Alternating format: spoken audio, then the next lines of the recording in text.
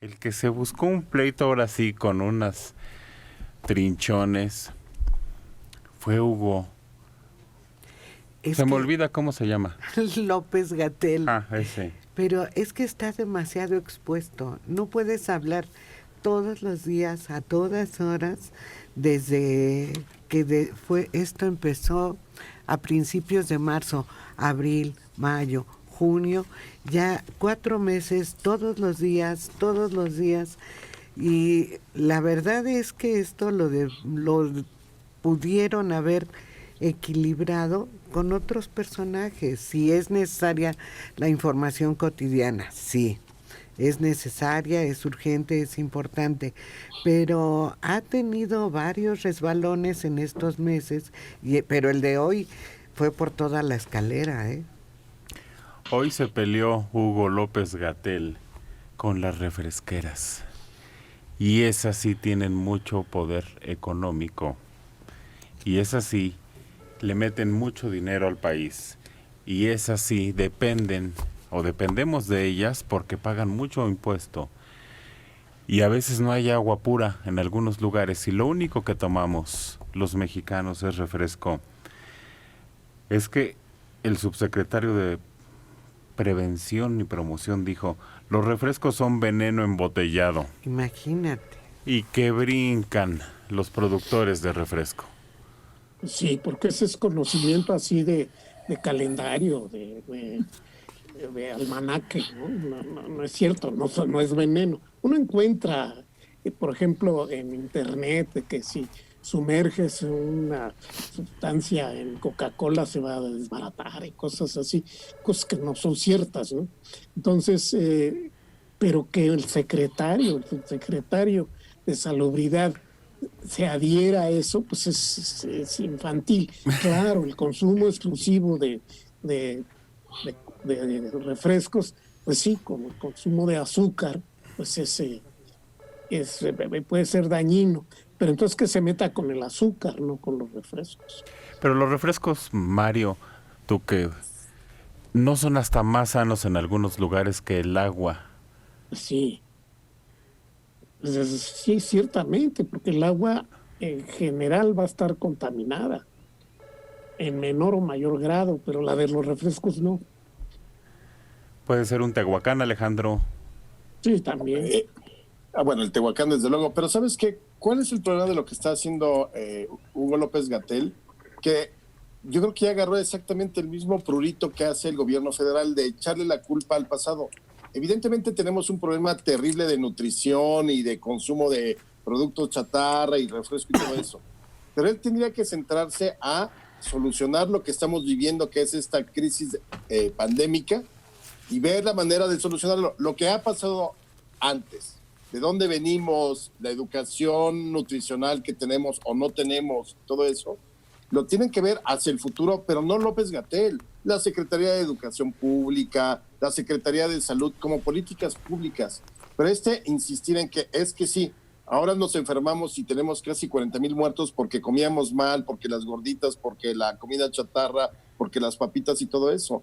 Ahora se mete con las refresqueras, politiza una cuestión que él tendría que estar metido nada más en el asunto de salud, la prevención, las medidas de seguridad, la sanitización y la satanización, desde luego, y todo ese tipo de cosas que podrían ayudar a irle bajando a esta crisis que ya nos estancamos arriba, como lo decíamos. Y él es el responsable de tratar de menguar todo eso.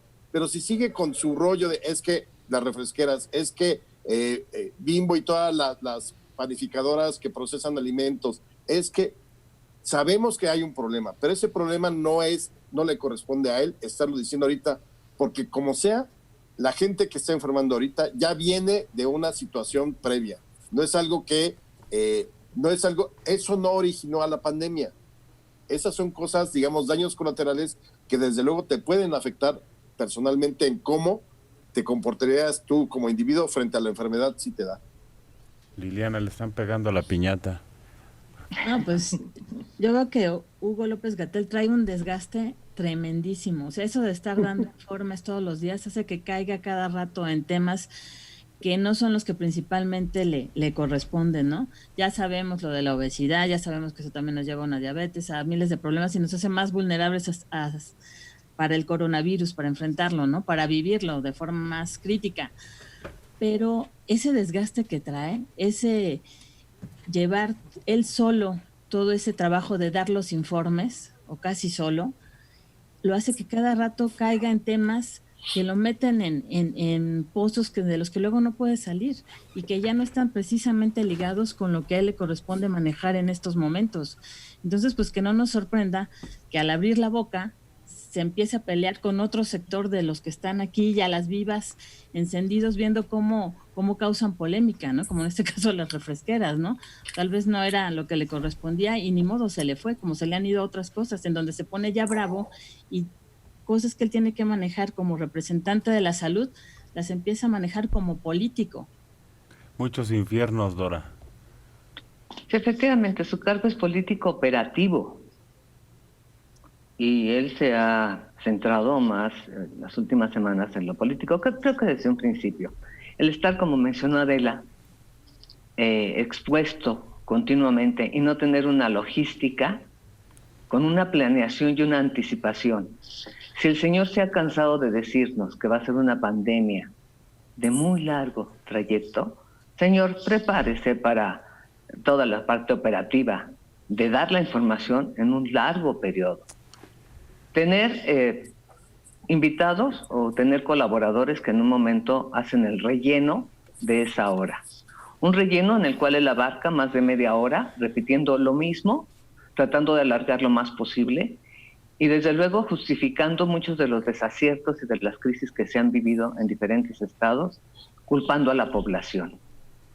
Si el señor no tiene conocimiento, como mencionaste, Maneli, que en muchos lugares no hay agua digna de ser tomada, les queda un refresco. No puede acusarnos, y me incluyo, no puede acusarnos de tener mala alimentación, un nivel de desnutrición importantísimo desde la gestación. No puede acusarnos de no tener agua potable, no puede acusarnos de muchas cosas, simplemente del desempleo. Porque precisamente el marco de la política pública en el que está, en gran parte es responsable. Históricamente, yo no digo que el actual, pero él no tiene por qué justificar todos sus desaciertos a partir de esto. El señor se ha convertido en un rockstar, se lo creyó. Señor, lo político al interior de su secretaría, lo operativo al exterior. Tiene que hacer una campaña preventiva, pero no prohibiendo el refresco y diciendo las gorditas, Alejandro, aquí es un estado de gorditas deliciosas. Y sabes que en cada esquina hay un lugar para comer gorditas, porque Durango no tiene la infraestructura de otros estados del norte. No es un estado industrial, no es un estado de gran comercio. No, es un estado pobre, con una gran extensión, pero no hay inversión. ¿Qué come la población? El 50% gorditas. ¿Y por eso van a tener COVID? No. ¿Por eso van a ser responsables? No. No puede seguir justificando sus desaciertos con base a la historia nutricional, laboral o emocional de los mexicanos. No. Ha perdido totalmente el piso. Totalmente. Del hombre serio que en sus primeras conferencias se mostraba realmente comprometido, les dio un giro de tuerca sensacional. Ahora ya no da estadísticas, porque empezaron a sentir la presión de los muertos, porque la prensa y los medios y muchos de los ciudadanos protestamos. Y entonces que dijo, no, pues ahora cada 15 días, si quieren, si les gusta. Y ahora ya no voy a estar todas las noches en la conferencia, ando de gira, ando arreglando. No es posible. Su lugar está en el núcleo central, en donde se toman las decisiones, en donde se delegan las responsabilidades. Pero no tiene ambiciones ni aspiraciones políticas. Ay, ajá, ¿cómo no? Te lo creo. Daniel Cuevas González, Centro Histórico, 68 años. No sea lambiscón, Manelik, con la refresquera. No los defienda, al igual que Dora, Mario y Rosas. Sabemos que el 70% de los refrescos hacen daño y nos engordan. Pero le ponen una pistola para beberlo, lo atan y le ponen un embudo como la PGR de antes y le meten el refresco. No, o sea, también hay una responsabilidad social, como siempre lo hemos dicho, como cuando Mancera aquí nos quitó los aleros de las mesas. Eso es tutelar, o sea, por eso no dejamos de ser, no aprendemos a ser ciudadanos. Si yo no me hago responsable de mí mismo en términos de mi salud, en términos de mi condición física, en términos de mi persona, ¿por qué el gobierno tiene que estar haciendo o diciendo?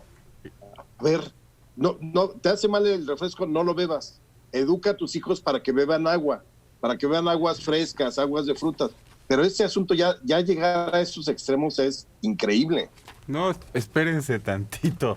Si la cosa sigue tupida. Ramón Reyes, qué tontos son estos locutores. ¿Cómo es posible que tengan licencia? Más aún, ponerse en contra de un doctor del nivel de Hugo López-Gatell. Qué mal se oyen. Por eso México está como está. Yolanda Azzi. Llevaron a Dora para joder a López-Gatell y al gobierno de AMLO. ¡Qué asco! Primero el chayote. ¿Será chayote horneado? Pero pues... María ¿quién paga el Dolores. chayote? Pues es... María Dolores Fajardo.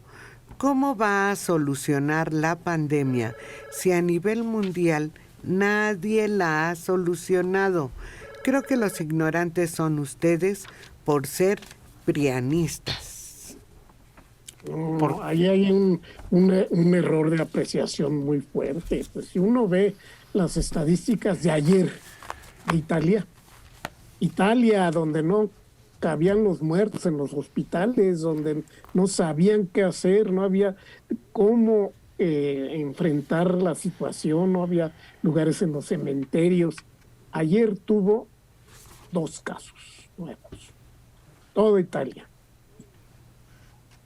¿Cómo no se va a poder controlar? Y se controla con medidas muy estrictas de aislamiento, sobre todo, y el uso de la mascarilla y todo esto, todas esas medidas que propone el gobierno, claro que logran controlar la situación, no digan que no. Mario Cuba, 0. Está reportando que ya no tiene contagios más que uno importado. Japón no tiene contagios. Entonces creo que sí hay lugares que lo han podido controlar de alguna manera. Claro. Y se ponen con nosotros porque defendimos al refresquito tan sabroso, burbujeante. Pero no es que lo defendamos, es que el subsecretario de Salubridad dijo veneno puro. Ah, caray, pues si es veneno puro, ¿cómo es que está permitida su venta? Es que ese es el problema, que se digan idioteces y que no haya posibilidad de que la opinión pública las contradiga o diga no es cierto, oiga, por favor, modérese. Alejandro. Bueno, y evidentemente no cuestionamos la carrera del doctor, pero las decisiones, cuando se convierten en decisiones políticas, claro que podemos criticarlas. Y lo estamos diciendo aquí. ¿Cuántas veces no se dijo desde el principio del maldito cubrebocas? Y un día salía, no, pues es que no está comprobado. Al otro día, no, pues es que parece que sí. Y luego el tercer día, no, parece que no. ¿No era más fácil decir desde el principio? ¿Saben qué? No está, hay muchas cosas no comprobadas, pero el cubrebocas les sirve, nos va a servir de algún modo. O sea, es mejor tenerlo a no tenerlo, es mejor usarlo a no usarlo. Pero se pasaron la mitad de la pandemia, o yo creo que más, en esa, diciendo un día una cosa y diciendo otro día otra cosa. Aquí ya, ayer o antier, este fin de semana salió ya estudios comprobados de que si utilizamos 6 o 7 semanas bien como se debe el cubrebocas en todos los lugares, en la calle, lugares cerrados, los lugares que están abriendo, si se utiliza bien, puede descender drásticamente la pandemia, ya con cifras, ya con números. Y los mejores ejemplos son estos países que ustedes mencionan. Yo insisto, era tan difícil para el doctor López-Gatell decir, sí, úsenlo, mejor úsenlo. por cualquier, no, insisto, no estaban pidiendo vendan al más joven de su hijo o sacrifíquenlo en el Teocalli al dios de la guerra porque eso ayudará. No, era ponerse un cubrebocas. Híjole, verdaderamente. Por eso teníamos campañas como ponga la basura en su lugar, porque nos tenían que decir que la basura va en un lugar que se llama basurero. ¿No te acuerdas de Amanda Ciérrale? Exacto. Oye, y además había una cumbia. Oye, Amanda, ciérrale. ¿No te acuerdas que también se dio? Sí, cómo no. Pues lo Serio. triste es que nos ataquen y hasta le den un sesgo político. Eso me sorprende, que digan que según la raíz política de la gente es la opinión en salud que tenga uno. Es la cerrazón, Manelik, es la poca capacidad de análisis que tienen algunas personas. Estas personas que todo lo ven en función de colores partidistas son las que provocan este tipo de comentarios absurdos, porque piensan que una pandemia, un problema de salud, está propiciado por el uso o no de un color partidista. Dora, Es una estupidez. ¿Comentarios? Dora, ¿por qué nos estamos volviendo tan poco tolerantes? Tan violentos.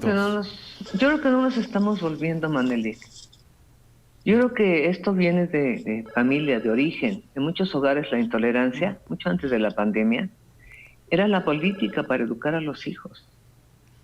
Y ahora, en este momento, después de tantos meses de encierro, de temor, de incertidumbre, de conflictos económicos, de mucho miedo a enfermarte, no de COVID, cualquier enfermedad que te lleve a un hospital ahorita representa pánico. La intolerancia es parte del ser humano y en muchos momentos puede ser práctico. Bien empleado puede ser práctico y catártico, porque puedes cortar situaciones que en un momento te van a llevar a un clímax. Entonces, soy intolerante, ¿sabes qué? Hasta aquí. Te puedes rescatar, pero cuando la intolerancia se extiende al entorno sin un argumento sólido, entonces ya no solo hablamos de intolerancia, hablamos de ignorancia y de inconsistencia en la personalidad. Por eso, pero yo me refiero, aquí está el ataque por el ataque. Como una Por eso. catarsis para salir de sus problemas, cada Es quien. una forma catártica, es una proyección de su propia problemática, pero si esta oportunidad del anonimato de un teléfono te permite catartizar mucha de tu inconformidad, que además tiene un perfil de preferencia hacia el doctor Gatell, no tanto por sus aciertos o desaciertos como subsecretario, sino como persona, que eso no está en tela de juicio, pues entonces vas a aprovecharlo. El decir ¿cómo nos atrevemos a criticar a López Gatell? Es un personaje público, está expuesto a la crítica igual que nosotros, con la diferencia que él tiene un cargo político operativo en un momento de crisis en un país que no tiene la infraestructura para salir adelante. Eso lo entendemos desde el punto de vista del subsecretario. No tenía las herramientas, pero en su inconsistencia cacareó que nos habíamos preparado para la pandemia. En su inconsistencia, úsenlo, no lo usen. En su inconsistencia, ustedes son los responsables.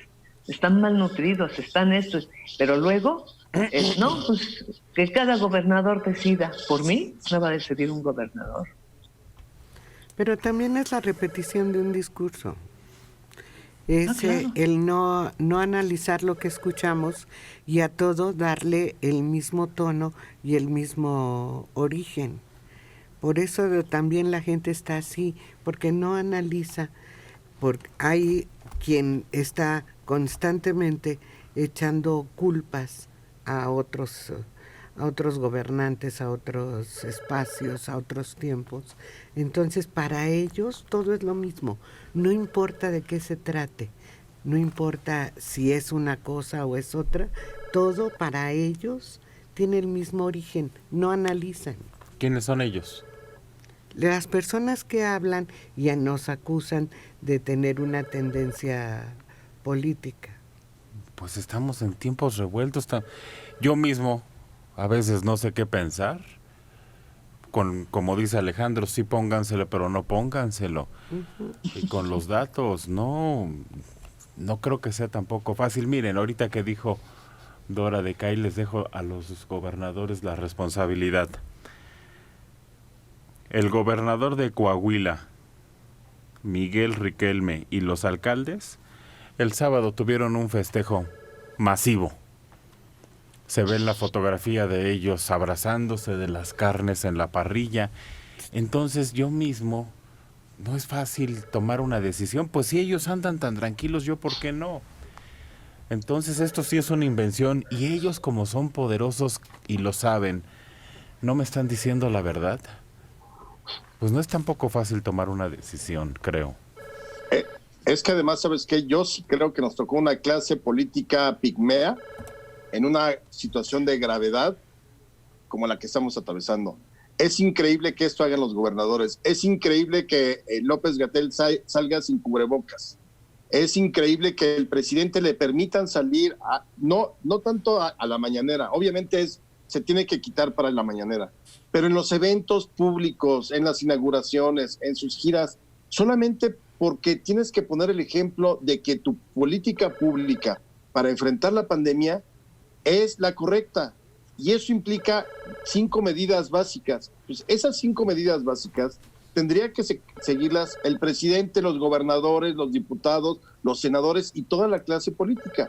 Pero si te están diciendo, no, estamos en lo peor de la pandemia, y sale el gobernador abrazándose con sus amigos, o el otro gobernador que dice, no, pues yo no lo uso porque hago esto, o la secretaria de Gobernación diciendo que toma nanopartículas de cítricos, y ya la Secretaría de Salud dijo la semana pasada que no sirven las nanopartículas. ¿A qué estamos jugando? O sea, verdaderamente es increíble, porque estamos hablando de políticas públicas, y ahorita para enfrentar la pandemia tendría todo mundo que cerrar filas en torno a esas 5 medidas. ¿Cuáles son esas 5 medidas? Yo no... A ver, repítemelas. Pues mira, sería básicamente el uso de cubrebocas, lavarte las manos todas las veces posible, ¿cómo se llama? Desinfectar tus alimentos o el súper. ¿Qué otra sería? Te faltan dos. ¿Alguien que me ayuda? Entonces son Susana. 3, imagínate, ni siquiera son 5. Sana distancia. Susana distancia, Falta la la otra, si vas a toser o estornudar, como nos enseñaron en el 11, con el antebrazo, poniéndotelo, volteando la cara y poniéndotelo en donde hace, digamos, a la altura del codo. Se llama etiqueta 7. fifí. 7. Graciela Sánchez Torres, de Coyoacán, 75 años. Invitaron al señor Rosas, pero no se vale que estén atacando al gobierno, principalmente al doctor Gatell. Si la gente no quiere hacer caso, pues será su culpa. Sean parejos. Eso hemos dicho siempre aquí, que a final de cuentas la responsabilidad recae en nosotros y cómo nos queramos cuidar. Lo ha repetido hasta el cansancio aquí Alejandro y Mario, que hay que cuidarnos nosotros mismos si queremos. Y yo agrego que hay que cuidarnos por respeto a los demás, a los que nos rodean. Hay que por eso proteger a los que nos rodean. Jessica Mariela, Manelik, ¿cómo comparas Cuba? ¿Eres tonto? El territorio de México es lo doble. No, yo creo que es más, ¿no? Es más. Es mucho más. Pero ¿por qué siempre se enojan? Hasta Gatell se quejó de que no comparáramos a México con España y con Italia. Bueno, lo comparamos con Japón,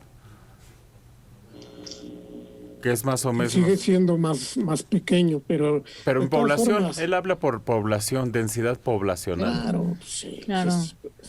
Pero lo que hay que ver de los países que mencionaste, por ejemplo, Cuba o Japón o Italia, es que han tenido la disciplina y han tenido el convencimiento de que si toman ciertas medidas de seguridad, salen adelante. O sea, pueden estar, después de que han sufrido mucho, pueden estar adelante de lo que es la pandemia. O sea, pueden superarla. Y eso es lo que nosotros no entendemos, que como país, como población, somos muy indisciplinados e incrédulos cuando no nos conviene o cuando queremos rebasar todo lo que nos implica el tener una disciplina. Y eso es lo que sí han tenido los otros países, disciplina y sobre todo cambiar hábitos cuando es necesario hacerlo. ¿Sabes qué me espanta? Y aquí lo hemos dicho, Liliana Marina. Los números absolutos. Alejandro lo ha repetido hasta el cansancio. Yo no sé si somos 1 millón o 2 millones o 20 millones aquí en la capital. Llevamos, ¿cuántos? 30 y tantos mil muertos. 39,000 ya.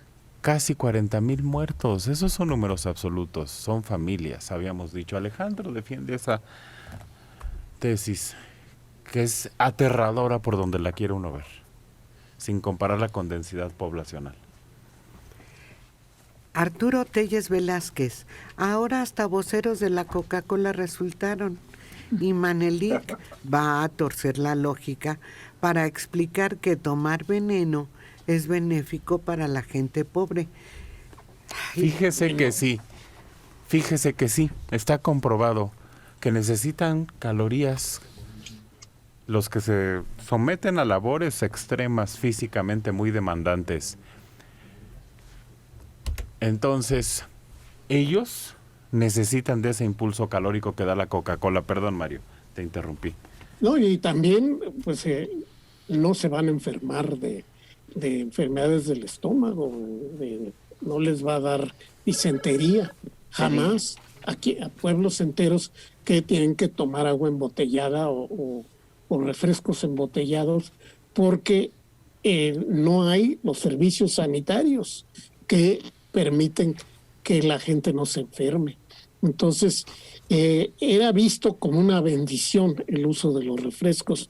Todavía me acuerdo que cuando yo estudiaba en la primaria, se ponderaba el hecho de que en muchos lugares y en barrios pobres se consumía mucho refresco porque así se evitaban las enfermedades diarreicas, ¿no? Y que eran la primera causa de muerte en el país en aquella época. Pero es que el problema es decir cosas que no son ciertas. Se dice, es un veneno. ¿Por qué? Es decir, todos sabemos que un veneno lo toma uno y empieza a sentir un malestar, se muere o queda dañado. En ese momento, ese es un veneno. Las cobras tienen veneno en sus colmillos y ese veneno destruye el organismo y te mata. A ver, toma usted Coca-Cola, ¿se va a morir en un plazo cercano? No. Puede usted vivir media vida tomando Coca-Cola y no le pasa nada. Es más veneno, entonces, para eso cualquier bebida alcohólica, ¿no? Por supuesto. Entonces, ¿por qué se usan exageraciones que cualquiera se da cuenta que no son ciertas? Cualquiera, con un poquito de razón, se da cuenta que la Coca-Cola no es un veneno, que el consumo excesivo de la Coca-Cola y sobre todo del azúcar refinada sí causa problemas en la salud, eso es cierto. Pero entonces el veneno es el azúcar refinada. ¿Por qué no se arremete en contra de la producción de azúcar y la venta de azúcar refinada? Que es la causa de fondo del problema. La verdad son las venenosas aguas del imperialismo yanqui. Así es. Pero en México quien los distribuye es una empresa mexicana, quien la elabora es una empresa mexicana, que también es de los malos, es enemiga del gobierno. Liliana. Y además, déjame decirte una cosa, o sea, el refresco, aparte de las calorías que sí necesitan muchas personas porque no las cubren con otro tipo de alimentos, fíjate que yo le daría también el papel de que te da saciedad. Y en una sociedad en donde la alimentación muchas veces o la mayor parte de las veces no es balanceada, necesitas también cubrir esa parte, el sentirte satisfecho cuando comes. Ni modo, a veces lo tienes que cubrir con eso. Y otro de los papeles que han tenido también determinados refrescos es que a veces hasta en momentos dados de que haya enfermedad estomacal, cuando no puedes conseguir un suero, lo que puedes conseguir es un refresco de manzana combinado con uno de minerales, y en lo que son peras o manzanas sacas adelante a la persona que se sienta mal, o hasta la mentada Coca-Cola con sal te puede funcionar en un momento dado como suero, ¿no? Entonces, seguimos con esto de no satanizar los alimentos, o en este caso las bebidas, y todo el beneficio o el daño que te haga va a ser de acuerdo a cómo tú lo consumas, pero si no, no te va a pasar nada. Tomando ron y Coca-Cola en la punta de Cumaná, desde la hija hasta la mamá, van detrás del Yankee Dollar. Interrumpí a Dora Díaz, que quería hablar. Así es, por saciedad, por calorías o un equivalente a un suero, todo es cierto y todo es aplicable. Pero yo creo que la principal característica de cualquier refresco es porque me da la gana, o porque tengo la necesidad, o porque tengo la necesidad. Yo no como en casa. Yo sé que si me compro una torta o una orden de tacos en la calle, en lo que tengo que regresar a mi chamba, con un refresco lo acompaño. A veces me sale más barato el refresco que un agua embotellada. El ritmo en el que se vive en las ciudades grandes es ese, no poder comer en casa. Pero aquí es como el uso del cubrebocas, como el no salgo, es como todo, quiero o no quiero. Así de sencillo. Y si yo quiero tomar refresco, así me digan que la diabetes, que engorda, que es azúcar, que es negra, las aguas negras tan famosas, que lo que me digan, si me da la gana tomar, me lo voy a tomar. No me importa. Pero si tengo el beneficio colateral de la saciedad, de las calorías, de que acompaño mi orden de tacos con eso, y que me sale más económico mi orden de tacos con mi refresquito, hasta económicamente lo voy a hacer. 7. Hay factores socioeconómicos muy importantes detrás de las ganancias exorbitantes que puedan tener las compañías refresqueras. Es el bolsillo del consumidor. Alfredo Cerón Gutiérrez dice: Manelik, nos estamos volviendo intolerantes. Y tiene razón. Todos los de la mesa, excepto Liliana, se están volviendo intolerantes, peleando con los radioescuchas. No, estamos platicando, intercambiando ideas. De eso se trata esto aquí, Dora, de intercambiar ideas. Pelear no, simplemente qué pasaría si las llamadas en donde surge la agresión, el mal comentario, la descalificación a la mesa no se pasara. A ver, ¿qué pasaría? Yo creo que la tolerancia está precisamente en eso, en escucharlos a todos, en tener derecho de réplica, en analizar sus puntos de vista, algunos pueden ser muy buenos, y sumarnos a ellos. Pero la intolerancia sería no pasar las llamadas, tan fácil como es. No. Claro, y hay algunas que no, de plano, les damos oídos sordos porque son insultantes. Y nada más es el puro insulto. No, tratamos de las que tienen una idea distinta a la nuestra, o que nos hacen ver otro punto de vista. Eso es lo que se está tratando aquí, no de discutir. Silvia Córdoba de la Rosa, Iztacalco, 73 años. Los otros 2 puntos que le faltaron al señor Mario es quitarse la ropa y ponerse otra. Además, limpiar todos los dispositivos que usamos, como llaves, celulares y computadoras. Pero no era el señor Mario, era el señor Alejandro. Miren, aquí lo que platicábamos, La Habana con 2.2 millones de residentes se mantiene en la fase 3 de reapertura, donde las personas pueden moverse una vez más en transporte público y privado, ir a la playa y a otros centros de recreación. Justo a tiempo para las vacaciones, si es cierto.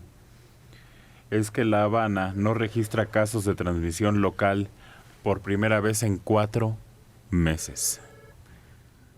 Sí, claro, tienen la gran ventaja que es una isla. Tanto Cuba como Japón tienen una incidencia muy baja. Y pues el hecho de que cueste trabajo llegar a ellas, los protege mucho. Aunque Inglaterra es una isla, ya prácticamente no lo es, porque uno puede ir en camión a Inglaterra. Bueno, y es el tren. Está el tren y está el túnel, y pues, hay tanta posibilidad de comunicarse con el continente, como ellos lo llaman, que pues hay mucha interacción con los demás habitantes de la comunidad europea. Mira, ahorita que estás hablando de islas, a mí sí me preocupó, porque primero había sido un ejemplo de control de la pandemia, pero ahora el coronavirus se está extendiendo en Hong Kong. No puede contener los contagios. 100 nuevos casos en las últimas 24 horas. Ay, es mucho después de no tener. Y había estado 0. Sí, había llegado a 0. Pero también son lugares en donde no cerraron los aeropuertos, siguieron recibiendo muchos turistas o gente que va a hacer negocios. Fíjate que ese es otro problema, Manelik, que a pesar de que haya filtros en las entradas de los aeropuertos, a pesar de eso, no falta que uno se cuele por ahí. Pero Hong Kong tiene mucho movimiento y también es una islita. Y está, tiene contacto con tierra, ¿no? Porque hay un punto ahí donde se viaja con mucha frecuencia, hay mucho tránsito para ir a Shanghái. Y claro, pues toda esa gran bahía tiene muchas ciudades. Uno puede tomar el ferry e ir a visitar Macao, que está del otro lado de la entrada de la bahía, donde también es una ciudad abierta, de libre comercio. Pues llegan ahí multitud de visitantes y de turistas. Si recuerdan esta película que se llamó Contagio, con esta mujer rubia, ¿cómo se llama? Es con este Matt Damon. Es un elencazo. Kate Winslet. Sí. Y ahí ella se contagia en Macao, en un restaurante de Macao. Gwyneth Paltrow también. Gwyneth Paltrow ahí en Macao. Entonces, Macao está en el mero corazón de donde surgen las epidemias. Pues vamos a ver cómo se surgen esos controles. Por lo pronto, miren, déjenle, voy a echar a perder la mañana a Alejandro Rosas. Me encanta. Ay, ¿cómo eres? Me encanta, pues es que insiste. No va a haber premio, yo digo, o gran premio en la Ciudad de México. Pero están diciendo, por lo pronto están diciendo que no existe ninguna visión de que para octubre cuando sería el gran premio. Y dicen, no vamos a tener semáforo verde para ese entonces. Primero está el hospital instalado ahí en el autódromo. Segundo, no va a haber semáforo verde, por lo que si hubiera gran premio no habría público. Y tercero, los propios organizadores del gran premio prefieren irse a otro país con menos contagios que venir a México. Así es de que yo cada vez lo veo más difícil, pero eso están diciendo el subsecretario de Prevención y Promoción de la Salud, el Hugo, que la organización de la Fórmula 1 es una empresa privada, por lo cual tiene que tomar sus propias decisiones, pero que él lo ve muy difícil. Y ni siquiera depende de CIE, que CIE es la encargada de traerlo y demás. Depende totalmente de la Federación Internacional de Automovilismo, y yo tampoco creo que ellos decidan venir, porque la idea era que vinieran a 3 premios en América: Canadá, Estados Unidos y México. Y como están los contagios en Estados Unidos, y además en Texas, es Austin el gran premio, yo creo que este año no va a haber, simplemente por una cuestión de salud pública. O sea, no se van a arriesgar otra vez la FIA a mandar acá a la Fórmula 1, aunque no haya público, a que las escuderías puedan, tienen mucha gente, o sea, yo creo que fácilmente toda la gente que se junta por escudería y demás han de ser unas 1,000 personas. Yo creo que se queda la temporada allá en Europa, no creo que vaya a ningún otro lado. No, pero ya veremos el próximo año. Tiene que venir a América, si no, no es Gran Premio. Acuérdate, si no recorre los continentes, no cumple el principio del Gran Premio. Pero pues, en el último momento, como en la Cámara de Diputados, modificas la ley a tu antojo y, bueno, situación especial, si no van a América no pasa nada.